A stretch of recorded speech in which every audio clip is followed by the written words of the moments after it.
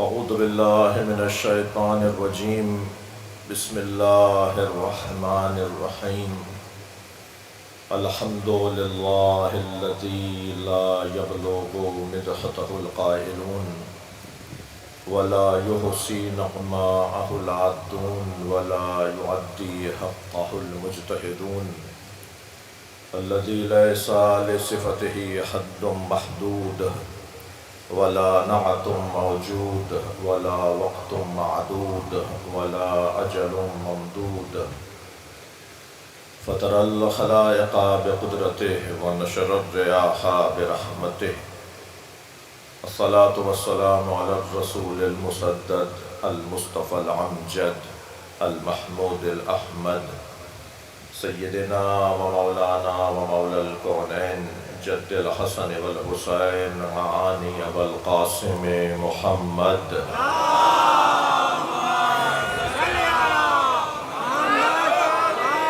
وآله الطيبين الطاهرين المعصومين الذين قال الله إنما يريد الله ليذهب عنكم الرجس أهل البيت ويطهركم تطهيرا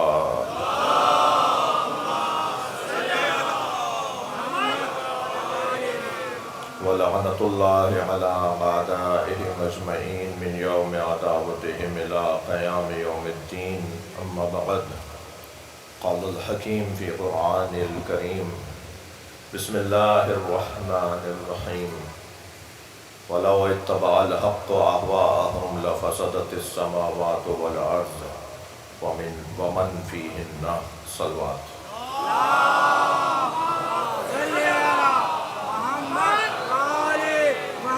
مل کر صلوات علیہ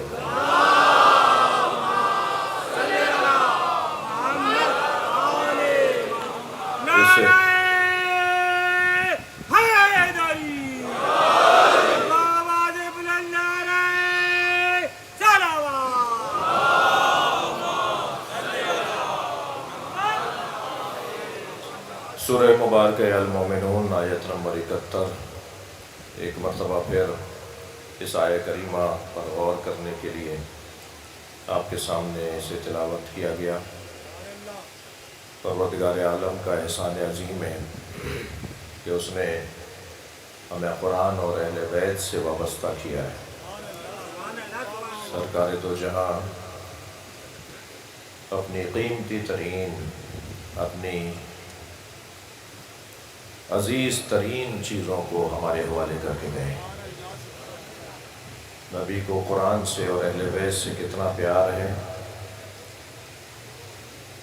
اور کتنی قیمتی یہ دونوں چیزیں ہیں۔ اگر توفیق شامل ہوئی اور اس عشرے میں جو ارادہ ہے اس کے مطابق بات ہو پائی تو شاید آگے کی مجالس میں عرض کروں گا کہ مولا علی علیہ السلام نے اپنی امامت پر جن احادیث کو دلیل کے طور پر شورا کے اجلاس میں صلوات پڑھیں ذرا نبی کی ذات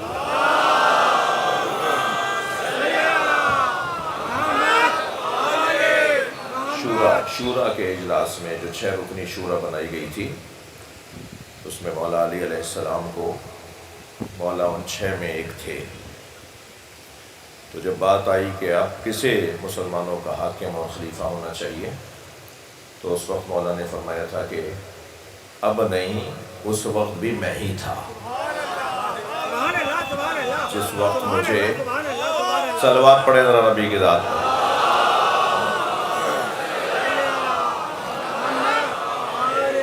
جس وقت نبی مکرم اس دنیا سے تشریف لے گئے، کہتے ہیں نا کہ مثلا انہوں نے اپنے لیے کبھی کچھ کہا جی، انہوں نے اپنے بارے میں کبھی اعلان کیا کہ میں امام ہوں، میں خلیفہ ہوں، میرا حق ہے؟ یہ 1400 سال بعد آ کر کچھ لوگ بات کرتے ہیں جی۔ یہ خدا و خاتم الانبیاء بلندر صلوات۔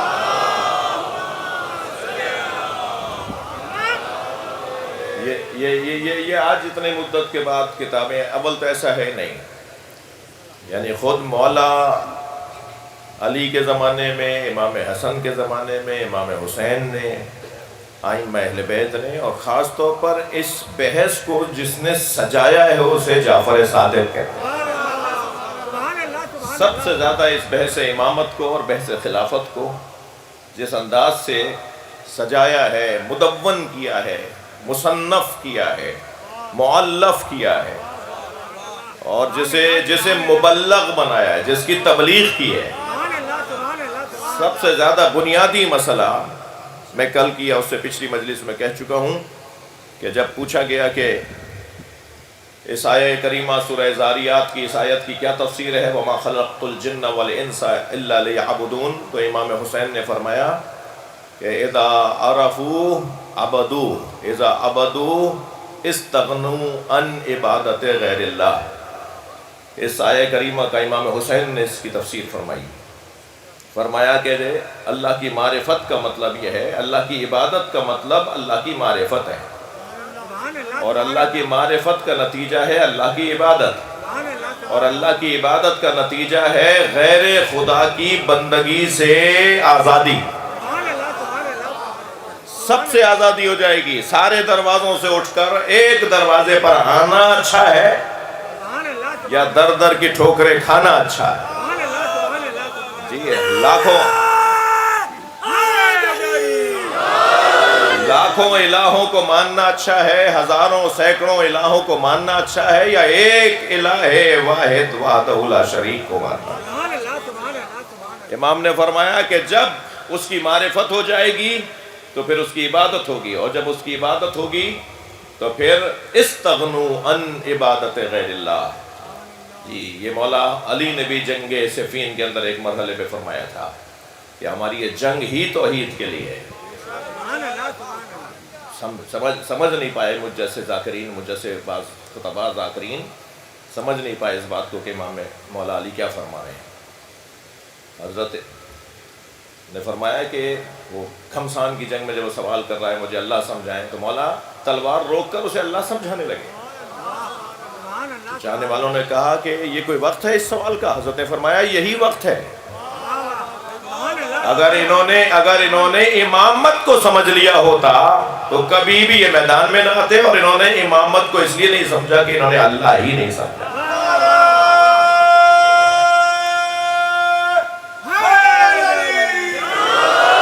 اگر توحید پروردگار کے یہ قائل ہو گئے ہوتے، استغنوا عن عبادت غیر اللہ، جو امام حسین فرما رہے ہیں، پھر یہ کسی اور کی بندگی نہ کرتے اگر یہ اللہ کی عبادت کرتے۔ تو اب یہاں پر پوچھنے والے نے پوچھ لیا، روایت اگر پوری ہدیہ کر دوں آپ کو، اس نے کہہ دیا کہ فما معرفت اللہ، اللہ کی معرفت کیا ہے؟ تو حضرت نے فرمایا معرفت اہل کل زمان امامہم، ہر زمانے کا رہنے والا اپنے زمانے کے امام کی معرفت حاصل کر لے تو گویا اس نے اللہ کو پہچانا۔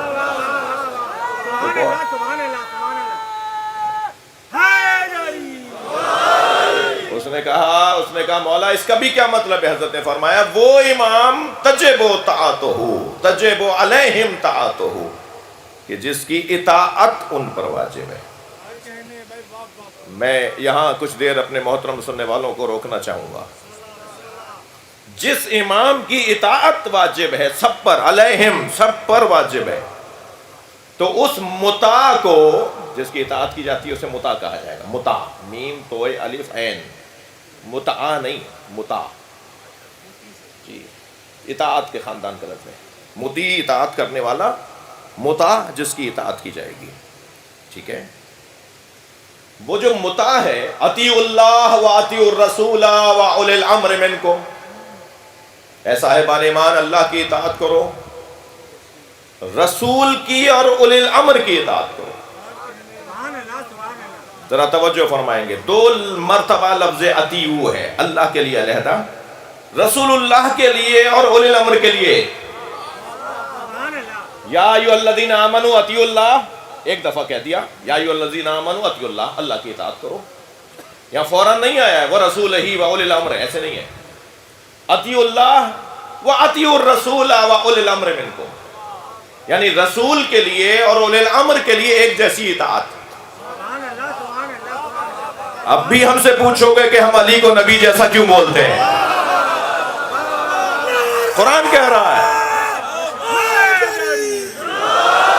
یا علی انت بمنی کمنزلت ہارون من موسیٰ، یا علی تمہاری نسبت میرے ساتھ وہی ہے جو ہارون اور موسیٰ کو تھی، مگر کیونکہ ہارون بھی نبی تھے اس لیے کہنا پڑا کہ الا لا نبی بعدی، میرے بعد کوئی نبی آنے والا نہیں ہے۔ ہارون معصوم تھے یا نہیں؟ مجھے ہاں نہ میں جواب دیں۔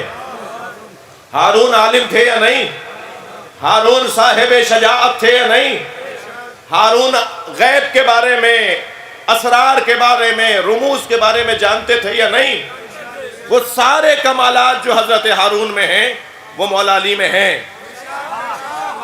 مگر حضرت ہارون میں ایک کمال اور بھی تھا، اور وہ کمال یہ تھا کہ وہ نبی بھی تھے۔ مولا علی کے لیے وہ کمال ہی نہیں ہے۔ بھائی اس زاویے سے بھی اسے لیجئے، مولا علی کے لیے وہ کمال نہیں ہے۔ مولا علی کے لیے وہ کمال نہیں ہے اس لیے کہ محمد مصطفیٰ خاتم الانبیاء ہے۔ نبی کے بعد کوئی نبی کیسے ہوگا؟ سارے کمالات وہی کہ جو حضرت ہارون اور موسیٰ کے اندر برابر کے بھائیوں میں تھے، اور وہ سارے کمالات یا علی تمہارے اندر بھی وہی کمالات ہیں جو میری اور تمہاری نسبت وہی ہے جو ہارون اور موسیٰ والی، الا لا نبی بعدی۔ اچھا یہ میں نے ابھی ایک جملہ کہہ دیا، اہل دقت تشریف فرما ہے، مجلس سننے کے لیے جو آتے ہیں وہ تشریف فرما ہے، تو میں آپ کا احترام ہے، آپ کا مقام ہے، آپ کا حق ہے کہ میں یہ جملہ بھی آپ کو ہدیہ کر دوں۔ لا نبی بعدی بھی حدیث میں ہے، لا نبوت بعدی بھی حدیث میں ہے۔ لا نبی بعدی کہہ کر تو مولا علی سامنے آئیں گے نا۔ بھائی تھوڑی دقت بڑھائیے، یہ خون جگر کے مضامین ہیں۔ صلوات پڑھیں ذرا محمد و آل محمد۔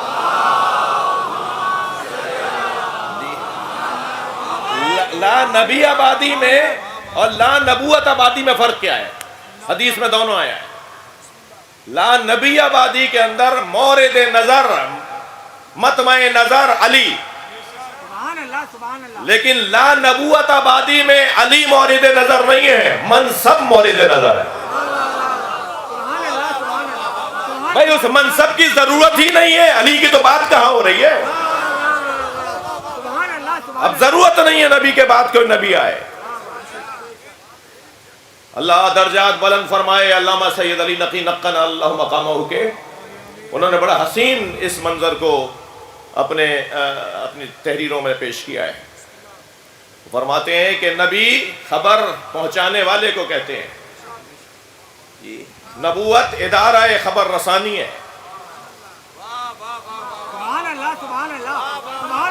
نبوت ادارہ خبر رسانی ہے، اور اس ادارہ خبر رسانی، خبر بھی کون سی خبر رسانی؟ کون سی خبر بھائی؟ اللہ کی طرف سے پیغامات کو خبر کہا جاتا ہے۔ یہ جو ہمارے اخباروں میں خبر چھپتی ہے اسے خبر نہیں کہا جاتا۔ وہ جو وہاں خبر تو وہ ہونا کہ جو پتہ نہ ہو بھائی۔ یہ کون سا تم نے ہنر کیا ہے کہ وہی بتا دیا جو ہمیں پہلے پتا تھا؟ یہ خبر نہیں ہے۔ بہرحال یہ میں صحافت کے تو مخالفت کر نہیں سکتا، میرا تو اپنے خاندان کے اندر سارے صحافی ہیں، اور صحافت تو عربی زبان کا لفظ ہے، صحافی کہتے ہی اسے جو جوڑتا ہو۔ صحافت کا لغوی، ہاں صحافت، جی بھائی، صحافت ایک ادارہ ہے، صحافت ایک ادارہ ہے، صحافی ایک اس ادارے کا فرد ہے۔ صحافت کہتے ہیں پہلے لغوی طور پہ اگر آپ لیں تو جلد، جب کاغذوں بہت ساری آپ نے تحریریں جمع کی اور ورق جمع ہو گئے تو آپ نے کہا اس کو جلد کروا دو، اسے مجلد کر دو، جلد بنوا دو۔ جب بہت سارے ورق اوراق کی جلد بنائی جاتی ہے تو اس عمل کو صحافت کہتے ہیں، اور وہ عمل انجام دینے والے کو صحافی کہتے ہیں، یعنی اوراق منتشرہ۔ صلوات پڑھیں ذرا محمد و آل محمد۔ اوراق منتشرہ کو جوڑنے والا صحافی ہے، اور یہ کام جو ہے وہ صحافت ہے. تو صحافی کا کیا کام ہے؟ بات آ گئی ہے تو میں کہہ رہا ہوں بھائی پیغام بھی لیتے جائیں. صحافی کا کام جوڑنا ہے، لڑوانا نہیں ہے. صحافی کا بہت بڑی ذمہ داری ہے، صحافت بہت بڑی ذمہ داری ہے جو معاشرے کی اکائیوں کو جوڑنے کا کام کرتا ہو، جو سیاسی جماعتوں کو لڑنے سے روکتا ہو، جو الجھنوں کو کم کرتا ہو معاشرے میں، اسے صحافی کہا جاتا ہے. تو نبوت ادارہ خبر رساں، خبر رسانی، اور نبی خبر پہنچانے والا. رسول خبر سمجھانے والے کو کہتے ہیں. وہ صرف یہ نہیں کہے گا وما علینا الا البلاغ. جی لہٰذا یاد رہے، متوجہ ہیں، یاد رہے ہمارے نبی صرف نبی نہیں ہیں، رسول بھی ہیں. تو انہوں نے صرف یہ نہیں کہا من کنت مولا فہذا علی مولا، میں جس کا مولا ہوں علی اس کا مولا ہے. صرف یہ کہہ کر وما علینا الا البلاغ نہیں بولا، سارے مجمع سے علی کی بیعت لی ہے.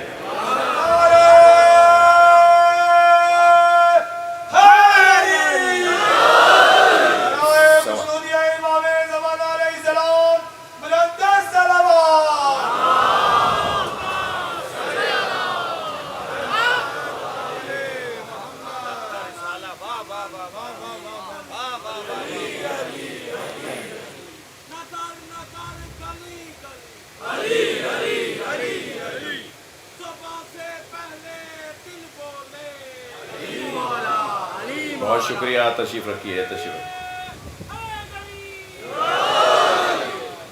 توجہ کر لیا آپ نے؟ ایک جملہ میں نے کہہ دیا، اللہم صلی علی محمد وعلی محمد. ایک جملہ میں نے کہہ دیا کہ نبی مکرم نے 1.25 لاکھ حاجی ہی نہیں، صحابی. حاجی بھی وہ حاجی جو صحابی بھی ہے، اور صحابی بھی وہ صحابی جو حاجی بھی ہے. 1.25 لاکھ حاجی صحابیوں سے مولا علی کی بیعت لی ہے. حتیٰ 1000 سے زیادہ خواتین تھیں ان حاجیوں میں، حجنیں تھیں، ان سے بھی مولا علی کی بیعت لی. کسی کو ایسے جانے نہیں دیا. 200 سے زیادہ صحابہ کرام فی البدی شعر کہنے کی صلاحیت رکھتے تھے. اتنے بڑے شاعر، 2.25 لاکھ میں 200 سے زیادہ صحابہ کرام تھے جو فی البدی شعر کہنے کی صلاحیت رکھتے تھے. مولا نبی نے ان سے بھی کہا کہ شعر کہو. جشن ہوگا تو پھر ہوگا نا، تو جشن غدیر نبی منائیں گے.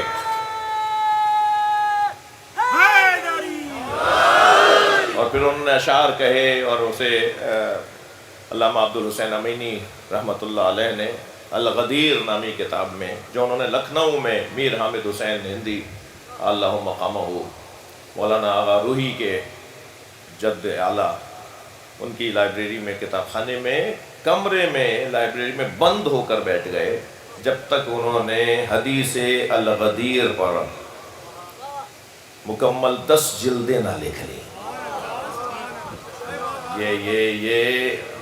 یہ فلسفہ امامت، یہ موضوع امامت و خلافت ہم تک یوں ہی نہیں پہنچا ہے. اس پہ محنتیں ہوئی ہیں، اس پہ کام ہوا ہے، اس پہ علمی جو ہے عرق ریزیاں ہوئی ہیں، وقت لگایا گیا ہے. کہاں ایران کا ایک رہنے والا عالم کہاں ہندوستان جائے، ہندوستان لکھنؤ پہنچے، اور پھر وہاں مدتوں لائبریری میں بند ہو کے رہے، اور قسم کھا کر رہے کہ میں جب تک کتاب مکمل نہیں کروں گا باہر نہیں نکلوں گا. آج تو بہت آسان ہو گیا ہے کام. آج ان کی الغدیر یوٹیوب پہ ڈلی ہوئی ہے. جی آج ان کی گوگل پہ ڈلی ہوئی ہے ان کی الغدیر. اس الغدیر کو آپ ابھی سارے جو بیٹھے ہوئے ہیں، کوئی بھی ابھی الغدیر لکھیں، آپ کے سامنے ساری جلدیں آ جائیں گی. مگر جس نے یہ لکھی ہے ان کے درجات کی بلندی کے لیے بلند تر صلوات.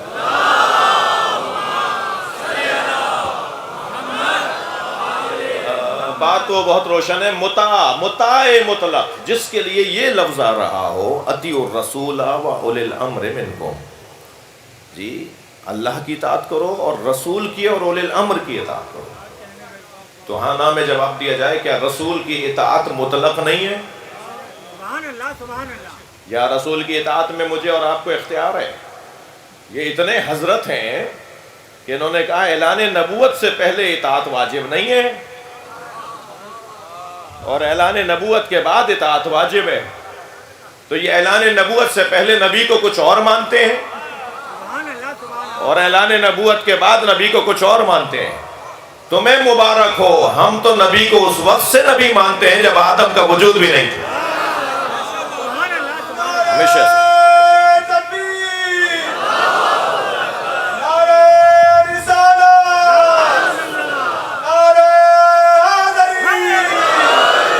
لہٰذا یہ بہت روشن پیغام کہ اس موضوع کے اوپر مولا علی نے جن احادیث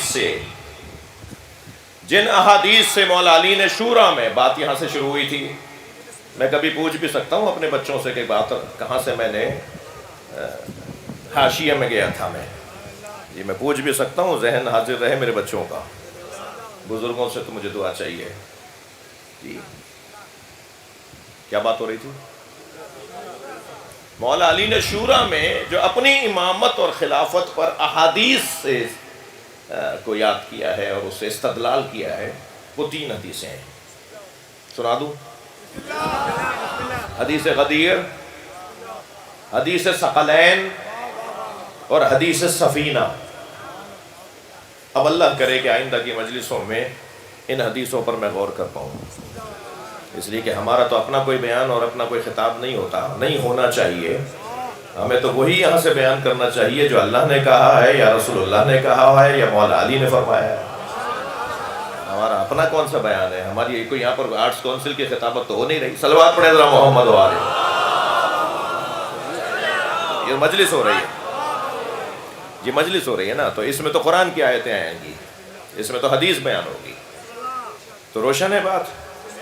امام حسین کیا فرما رہے ہیں؟ یجب علیہم طاعتہ. امام اسے کہتے ہیں جس کی اطاعت واجب ہے، جس کی اطاعت واجب ہے. تو جب اطاعت امام کی واجب ہے تو پھر امام کی معرفت واجب ہے. امام کی معرفت کے لیے امام کے بارے میں علم ضروری ہے. معلومات اور علم ذریعہ، رستہ، سبب، مقدمہ ہے معرفت کا. جتنا امام کے بارے میں، جتنا مثلا جس موضوع پر بھی ہم بات کر رہے ہوں، جتنا اس کے بارے میں علم ہوگا اتنا ہی اس کے بارے میں معرفت ہوگی. اور معرفت کا نتیجہ امام کے باب میں تجب علیہم طاعتہ، اس کی اطاعت واجب ہو جائے گی. امام کی میں نے کل عرض کیا تھا کہ پہلے امام مولا علی، دوسرے امام امام حسن، تیسرے امام امام حسین، اور 12 اماموں کے نام لے لیں اور یقیناً بچوں کو ہم یاد کرواتے ہیں. مگر میں بڑوں سے کہہ رہا ہوں بڑے ہو جاؤ. یہ تو بچپن کا سبق تھا نا، کہ بچپن میں یاد کروایا گیا تھا کہ پہلے امام سے لے کے 12ویں امام تک کون ہے. تو کچھ تھوڑا سا آگے بھی تو بڑھیں، کچھ معرفت کے باب میں آگے بھی تو بڑھیں. مولا نبی فرما رہے یا علی انت قسیم النار والجنہ، یا علی تم جنت و دوزخ کے تقسیم کرنے والے ہو. اچھا میں کل امام شافعی کے 4 مصرے پڑھ چکا ہوں. ایک صلوات اور ہدیہ کریں نبی کے ساتھ.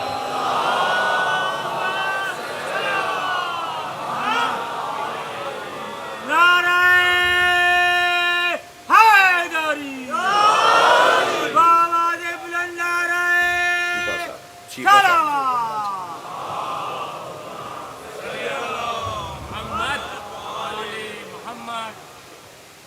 رحمت ہوگی.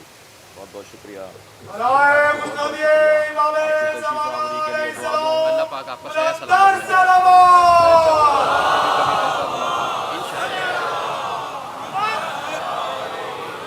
محترم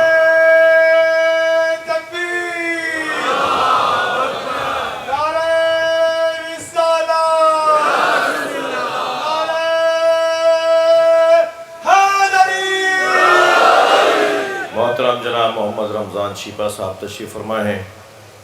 فلاحی اور رفاہی کاموں میں پاکستان کی آبرو اور احترام اور عزت میں اضافہ کرنے والی ایک شخصیت ہیں.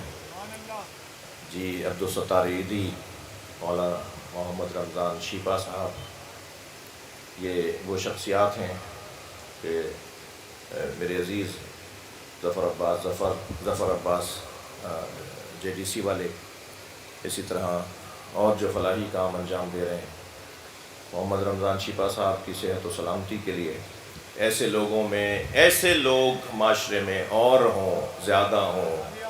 وہ عربی میں دعا دی جاتی ہے کثر اللہ امثالہم، اللہ آپ جیسے لوگوں میں اضافہ فرمائے. ایک بلند صلوات دیا کریں.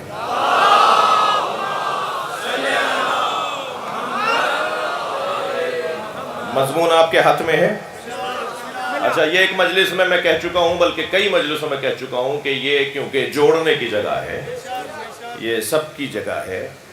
در حسین پہ ملتے ہیں ہر مزاج کے لوگ، یہ دوستی کا وسیلہ ہے، دشمنی کا نہیں. تو جب میں یہاں ممبر پہ بیٹھ کے بات کروں گا تو مجھے آیت پر تو کسی کو کوئی اختلاف ہی نہیں ہے. قرآن تو قرآن ہے سب کے لیے، کسی کا کوئی 40 پارے کا اور 30 پارے کا قرآن نہیں ہے. قرآن وہی 30 پاروں کا قرآن ہے، وہی تاج کمپنی، وہی چاند کمپنی، وہی جو چھیپا صاحب کے گھر میں قرآن ہوگا وہی شہنشاہ حسین نقوی کے گھر میں قرآن ہے. تو قرآن پر اختلافی باتیں کر کے تو یہودیوں کو خوش کرنا اور اسلام دشمن طاقتوں کو خوش کرنے کے مترادف. جی ہاں، امام شافعی فرماتے ہیں حب علی جنہ،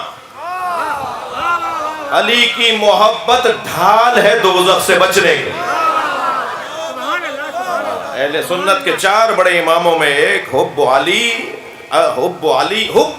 جنہ، علی کی محبت جنہ ہے، ڈھال، جنہ. قسیم النار والجنہ، کون ہے وہ کہ جو جنت اور دوزخ کا تقسیم کرنے والا ہے. بھائی میری بات پر اعتماد مت کرو، امام شافعی نے کہا ہے علی جنت اور دوزخ بانٹنے والے کو کہتے ہیں.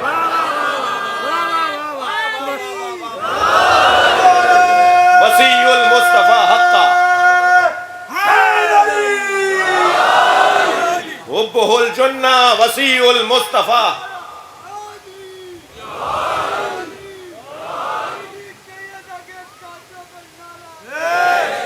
تمہیں بھی اسی موقع پہ نہ یاد آتا ہے سارا نعرہ.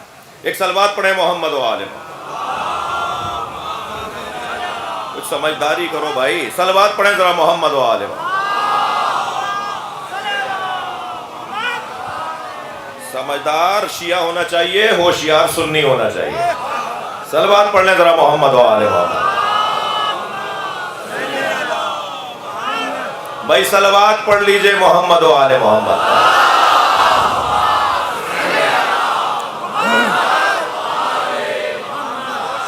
جی، وسیع المصطفیٰ حقا، امام شافعی کے 2 مصرے.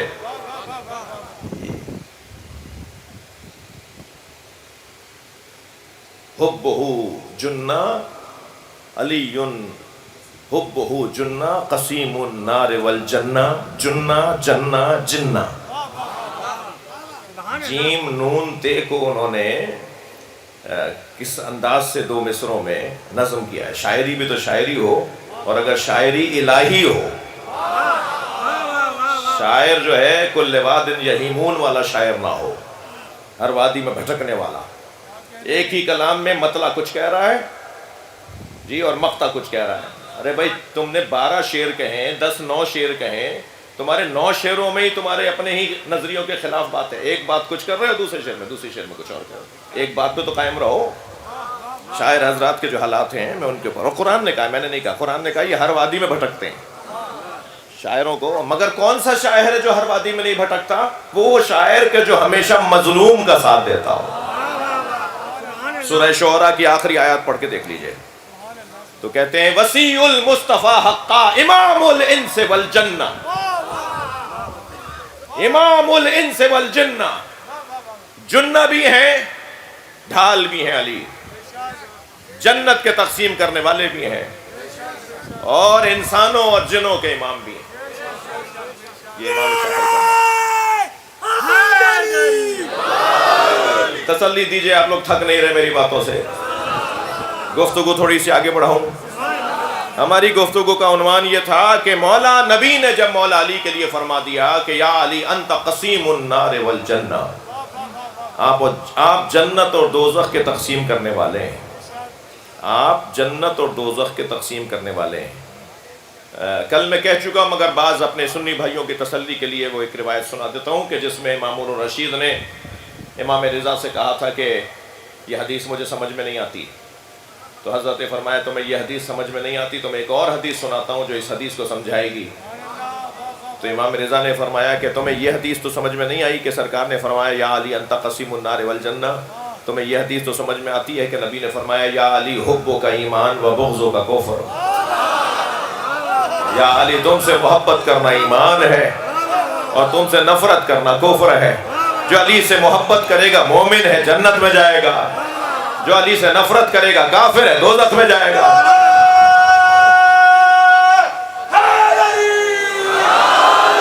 تو علی ہی جنت بھیج رہے ہیں اور علی ہی دوزخ بھیج رہے ہیں۔ تو یہ حدیث مامون الرشید کو سمجھ میں آ گئی۔ تو ایسا ہوتا ہے کبھی ایک چیز سمجھانے کے لیے دوسری چیز کا سہارا لینا پڑتا ہے۔ مگر جس بحث کو میں چاہ رہا تھا آج ہدیہ کروں وہ بحث یہ ہے کہ جو تقسیم کرنے والا ہے نا، اس کی اگر تقسیم عادلانہ نہیں ہوگی، بھئی تھوڑا ساتھ دیجئے گا فضائل سننے کے لیے جو میرے سنی شیعہ بھائی آئے ہوئے ہیں، مولا علی کے فضائل سننے کے لیے سنی شیعہ بھائی آئے ہوئے ہیں۔ تقسیم کرنے والا اگر اس کی تقسیم عادلانہ نہ ہو تو وہ تقسیم کرنے والا ہی نہیں ہو سکتا۔ یمن کی جنگ کے بعد، جس کے بعد پورا یمن مسلمان ہو گیا تھا، اور مولا علی نے کیونکہ وہ جنگ جیتی تھی، یمنیوں کو کلمہ میرے مولا علی نے پڑھوایا تھا۔ ہاں آپ دیکھ لیجئے آج تک اس کے اثرات ہیں۔ یمن، ایران اور پاکستان کی ترقی کے لیے بلند صلوات پڑھیں۔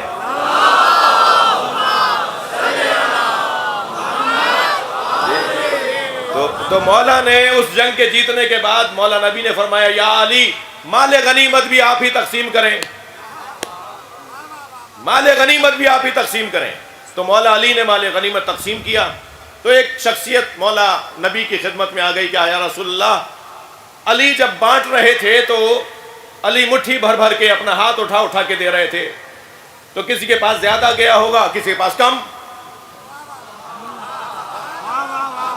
تو حضرت نے فرمایا جس کو علی نے بانٹا ہے وہ اپنا سامان لے کر آ جائے، وہ چیزیں جو علی نے دی ہیں وہ لا کے رکھ دو سامنے، یہ تمہیں دیے، یہ تمہیں دیے، یہ تمہیں دیے۔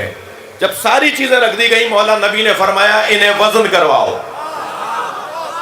اور جب انہیں وزن کروایا تو گراموں ماشوں کا فرق نہیں تھا۔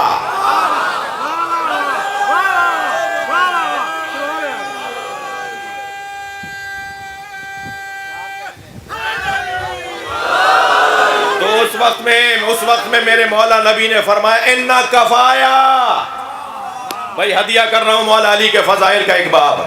مولا نبی نے فرمایا اِنَّا کفایا وَكَفَى عَلِيٍّ فِي الْعَدْلِ سِوَا، میرا ہاتھ اور علی کا ہاتھ عدالت میں ایک جیسا ہے۔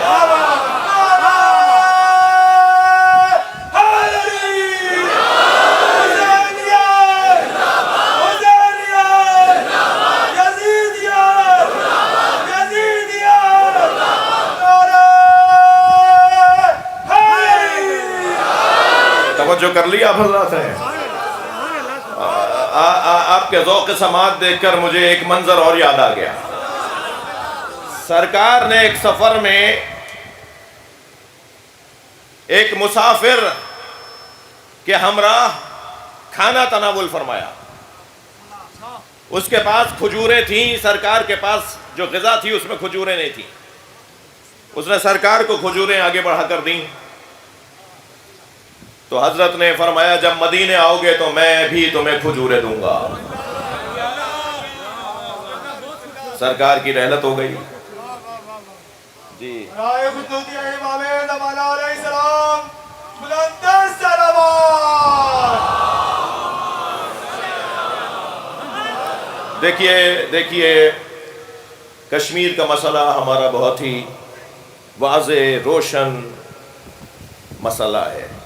کشمیر کی آزادی اور کشمیر کا جو دیرینہ مسئلہ ہے، اور اتنا دیرینہ ہو گیا ہے کہ اب کشمیر کے مسئلے کو محاوروں میں اور ضرب الامثال میں استعمال کیا جاتا ہے کہ مسئلہ کشمیر تو نہیں ہے یہ جو حل نہ ہو سکے، لیکن نہیں، فرش اعضا پر میں حریت کانفرنس کے دوست تشریف فرمائے ہیں، تشریف لے کر آئے ہیں حریت کانفرنس کے دوست محترم جناب فردوس شمیم صاحب تشریف فرمائے ہیں، رمضان شیپا صاحب تشریف فرمائے ہیں، شیعہ قومی شخصیات تشریف فرمائے ہیں۔ حریت کانفرنس کی جد و جہد، ان کی محنتیں، ان کی مشقتیں، ان کی قربانیاں، ان کا جو جہاد ہے، حتیٰ وہاں کشمیر میں روز عاشورہ کے جلوس پر ہر سال جب رکاوٹ کھڑی کی جاتی ہے، 8 محرم کا جلوس اور عاشور کا جلوس کشمیر میں، حریت کانفرنس کے دوست شیعہ برادری کے ساتھ اور شیعہ برادری سنی برادری کے ساتھ، یہ جو مصیبتیں ہیں نا، یہ نعمتیں بھی ہیں، سبحان اللہ سبحان اللہ۔ یہ مصیبتیں ہمیں جوڑ دیتی ہیں، یہ آزمائشیں ہمیں متحد کر دیتی ہیں۔ تو الحمدللہ یہ ہمارے حریت کانفرنس کے دوستوں کی طرف سے یہ وفد مجلس اعظم میں شریک ہے۔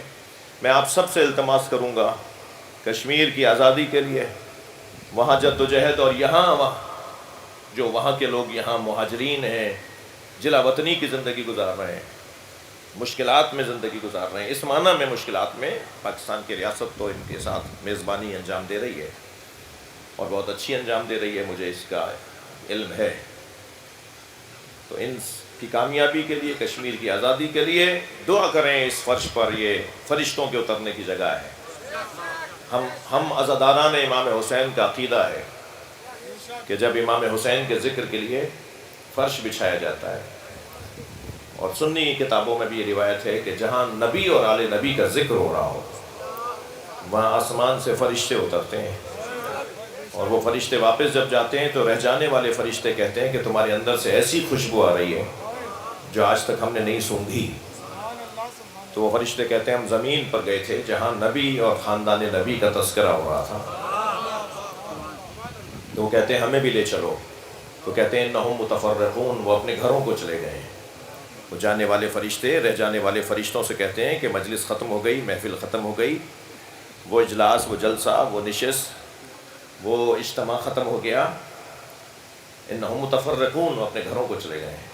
تو وہ کہتے ہیں کہ ہمیں لے جاؤ، ہم اس فرش سے مس ہونا چاہتے ہیں واہ واہ واہ واہ، جس پر وہ لوگ بیٹھے ہوئے تھے، سبحان اللہ سبحان اللہ سبحان اللہ۔ ہم وہاں سے خوشبو لے کر آنا چاہتے ہیں۔ خوشبو تو نہ ہمارے آئے جس سے وہ کاغذ کا پھول ہے، خوشبو نہ آئے جس سے وہ کاغذ کا پھول ہے، سب نے سنا ہے صاف یہ قول رسول ہے، جو بھی علی کے عشق سے دامن بچائے گا، کعبے میں بھی مرے گا تو دوزخ میں جائے گا۔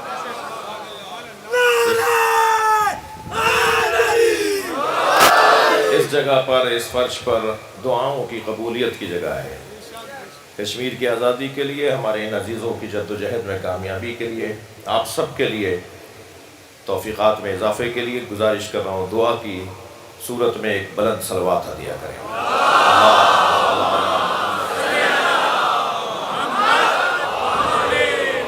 بات میری پہنچ رہی ہے آپ تک؟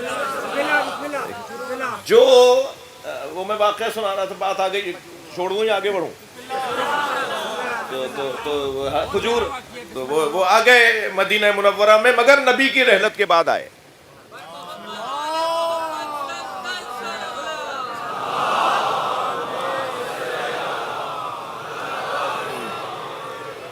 ایک اور سر محمد والے محمد صلوات،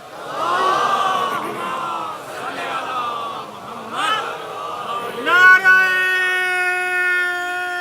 حیدری، حیدری، حیدری، حیدری، حیدری، آواز بلند نعرہ صلوات۔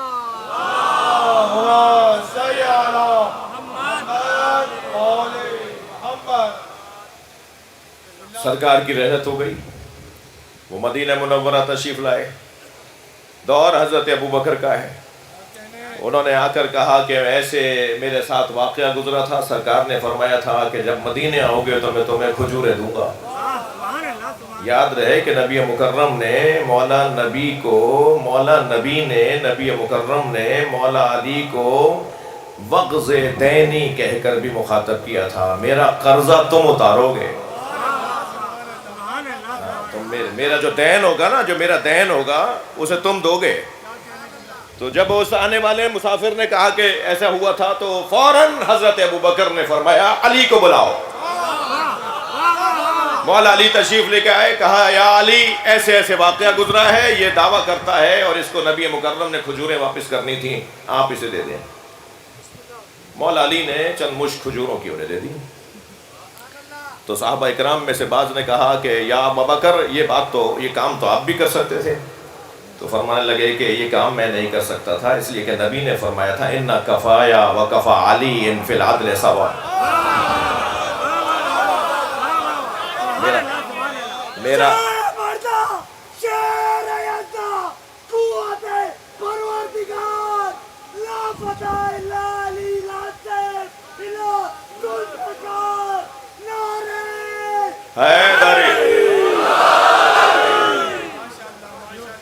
تو بھائی بہت واضح ہے نا بات کہ جو تقسیم کرنے والا ہو، مجھے اجازت دیں کہ یہ ایک مفصل اور ایک بہت ہی مضبوط گفتگو ہے، اسے کل کی مجلس پر ہم مؤخر کر دیں کہ تقسیم کرنے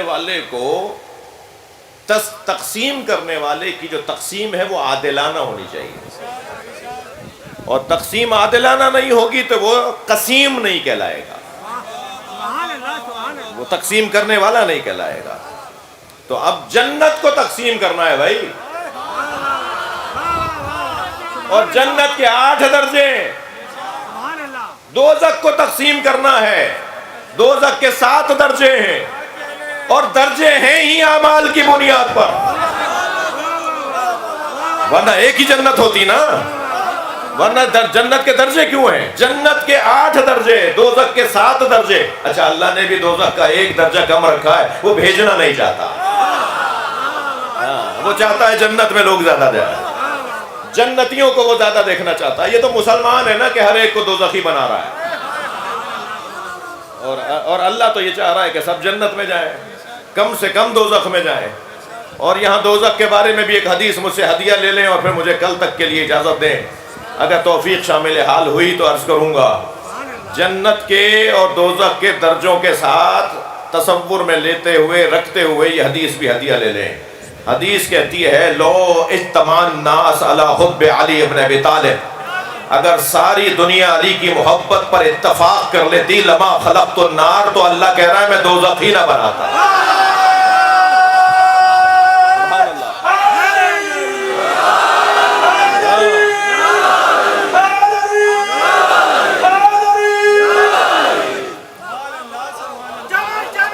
دوزخ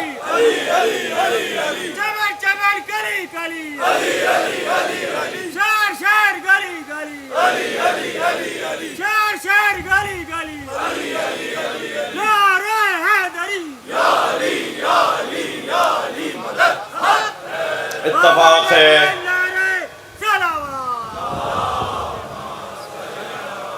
اتفاق ہے۔ آج 6 محرم کی مجلس میں حریت کانفرنس کے دوست بھی آئے ہوئے ہیں، اور چھوٹے چھوٹے بے سہارا بچوں کو جھولے میں ڈالنے والے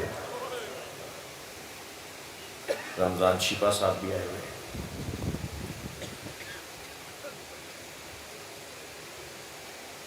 جب ماں مر جاتی ہے نا بچوں کی،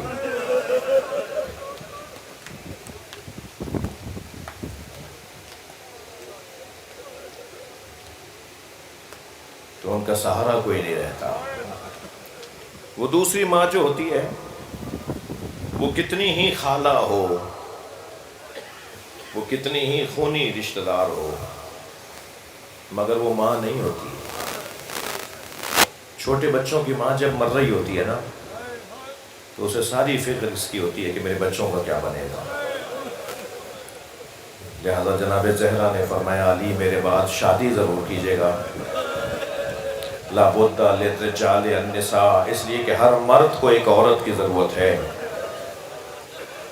مگر میرے حسنین کا خیال رکھیے گا۔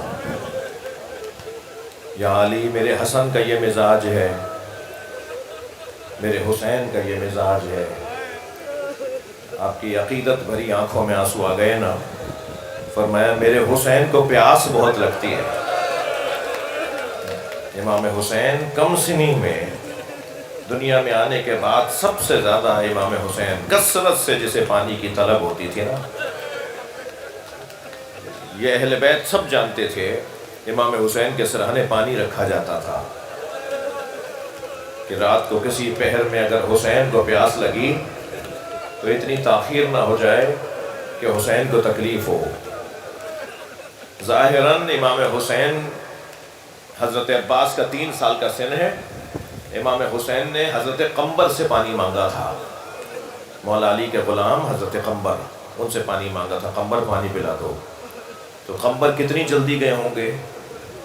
میں نے بھی مقدماتی جملے کہے نا کہ سب کو احساس تھا کہ امام حسین کو پیاس بہت لگتی ہے، جلدی لگتی ہے، بار بار پانی چاہیے ہوتا ہے۔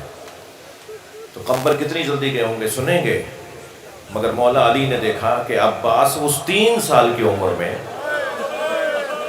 قمبر سے پہلے گھڑے تک پہنچے، کوزہ بھرا، اور اس سے پہلے کہ کہیں قمبر نہ پہنچ جائیں تیز دوڑتے ہوئے پانی لے کر آئے، تو پانی چھلک چھلک کر ہاتھوں پہ گرنے لگا۔ تو اس وقت مولا علی کی آنکھوں میں آنسو آ گئے تھے، فرمایا تھا آج عباس حسین کے لیے پانی لے آیا، مگر کل کربلا میں عباس بچوں کے لیے پانی لینے جائے گا، مگر پانی نہیں لا پائے گا، میرے عباس کے بازو قلم ہو جائیں گے۔ جن کے مذہب میں رونا جائز ہے وہ تکلف کر کے نہ روئیں، اپنی آوازوں کو آزاد کریں۔ ہمارے ہاں بر صغیر میں، حتیٰ عراق اور ایران میں، یمن، کویت میں، بحرین میں، پوری دنیا میں، اور ان افریقی اور امریکی اور یہ سمندر پار اور مغربی علاقوں میں بھی جو پاکستانی ہندوستانی رہتے ہیں، آج 6 محرم کو ہم امام حسین کے اس مجاہد کا ذکر کرتے ہیں جو پیروں سے چل کے جہاد کرنے نہیں گیا تھا، جسے امام حسین اپنی گود میں لے گئے تھے۔ امام نے لاشیں تو عزاداروں بہت اٹھائیں، صبح عاشور سے عصر تک سارے لاشیں اکیلے حسین نے اٹھائے، کسی اور کو اٹھانے نہیں دے رہے تھے لاشا۔ اور وہ کوئی بڑھ کے کہتا تھا نا مولا مجھے دے دے، تو فرماتے تھے میرا مہمان ہے، یہ میری محبت میں یہاں جان دے کر جا رہا ہے۔ ہر لاشا حسین مولا نے خود اٹھایا، اور ہر لاشا اٹھا لیا، مگر ایک لاشا حسین سے اٹھتا نہیں تھا، وہ لاشا چھوٹا بہت تھا، مگر کبھی آگے جاتے تھے انا للہ، کبھی الٹے پیر واپس آتے تھے رضن بقضائہ و تسلیما لامرہ لا معبود سوا کیا غیاث المستغیثین۔ یہ امام حسین کے وہ مناجات کے جملے ہیں جو حضرت علی اصغر کے لاشے پر امام اللہ سے بات کر رہے تھے، اور پھر فرماتے تھے حوّن علی انہ بین اللہ، یہ مصیبت مجھے حسین پر آسان ہو رہی ہے اس لیے کہ مجھے معلوم ہے میرا اللہ میری آزمائش کو دیکھ رہا ہے۔ میں بھی کچھ عرصے پہلے ہندوستان گیا، لکھنؤ میں امام بارگاہ میں زیارت کر کے واپس آ رہا تھا، تو میں نے دیکھا ہندو عورتیں لٹیاؤں میں، چھوٹے چھوٹے کٹوروں میں، لٹیا ایک جو ایک برتن کہلاتا ہے، اس کے اندر دودھ لے کے امام بارگاہ کے اندر آ رہے تھے۔ تو میں نے کسی سے پوچھا کہ یہ کیا ہے، کیا ہو رہا ہے؟ کہنے لگے یہ منت بڑھانے آئی ہیں۔ میرے بزرگوں کا تعلق راجستھان سے رہا ہے، راجستھان کا میو، خانزادہ، قائم خانی، ان کے ہاں ہندو مسلم ان کے ہاں رسم ہے کہ اگر بچہ ہو کر مر جاتا ہو، ہاں یعنی کوئی شیعہ سنی کی، بلکہ وہ قیس چودھری صاحب نے تو کتاب لکھی، وہ کہتے ہیں کہ ہمارا شیعوں سے کوئی تعلق نہیں ہے، یہ ہماری رسم ہے، یہ ہماری تہذیب ہے کہ اگر بچہ ہو کر مر جاتا ہے تو وہ منت مانتے ہیں کہ اگر بچہ 5 سال تک بھی زندہ رہ گیا تو ہم اسے حسین کا فقیر بنائیں گے، اور ایک خاص، سبحان اللہ، اور ایسے ہی ہرا لباس پہنتے ہیں۔ سیپا صاحب کہہ رہے ہیں کہ میں امام حسین کا فقیر ہوں، میں اپنی ماں کی منت پہ دنیا میں آیا ہوں، امام حسین کی منت پہ آیا۔ میں جو کہہ رہا تھا وہ اس کی تصدیق ہو رہی ہے، کتابوں میں لکھا ہوا ہے، تہذیبوں میں لکھا ہوا ہے۔ اجرکم اللہ، اجرکم اللہ۔ میرے ایک دوست کہنے لگے بنارس کے رہنے والے کہ ان کے امام بارگاہ سے جلوس کربلا تک، بنارس کی کربلا تک جاتا ہے۔ عاشور کے دن تعزیے کا جلوس نکلا ہوا تھا، جلوس ابھی پیچھے تھا کہ ہم آگے جا رہے تھے تاکہ رستے کے انتظامات دیکھ سکیں، تو کہنے لگے ہم نے دیکھا چوک پر، ایک چوک پر ہزاروں کی تعداد میں ہندو عورتیں کھڑی ہیں۔ کہتے ہیں جب برابر سے گزرے تو ایک اور بات کا احساس ہوا کہ ہر گود میں دودھ پیتا بچہ ہے۔ آوازوں کو آزاد کریں گے۔ کہتے ہیں کہ ہم جب برابر سے گزرے تو ایک عورت کی آواز آئی، بھائی مسلمان لگتے ہو؟ تو ہم نے کہا ہاں مسلمان ہے۔ کہنے لگے مسلمان ہو تو بتاؤ بابا حسین کا جلوس کب آئے گا؟ تو کہنے لگے میں نے ان سے کہا کہ تمہیں بابا حسین کے جلوس کا انتظار کیوں ہے؟ سنیں گے جملہ؟ تو ایک عورت نے بے ساختہ کہا تمہیں نہیں پتا آج حسین کا بچہ بھوکا مارا گیا۔ آج ہم اپنے بچوں کو اس وقت تک دودھ نہیں پلاتے جب تک تعزیہ دفنا نہ دیا جائے۔ آپ کی آنکھوں میں آنسو آ گئے، آپ کی آوازیں بلند ہو گئی، سلام ہو سما پر، جو روزانہ دھوپ میں بیٹھ کر کبھی حسین کا مرثیہ لکھتی ہیں اور کبھی علی اصغر کو یاد کر کے مرثیہ لکھتی ہیں۔ جناب رباب جب تک زندہ رہی کبھی سائے میں نہیں بیٹھی، اور جب مرثیہ حضرت علی اصغر کا لکھتی تھی نا تو ایک جملہ انہوں نے ایک مرثیے میں لکھا، اے علی اصغر میں نے بڑے بچے دیکھے جن کا دودھ چھڑایا جاتا ہے تو لاڈ اٹھایا جاتا ہے، مگر میں نے تجھ جیسا بچہ نہیں دیکھا جس کا تیر سے دودھ چھڑایا گیا۔ اللہ لعنت اللہ علی الظالمین فسیعلم الذین ظلموا ای منقلب ینقلبون۔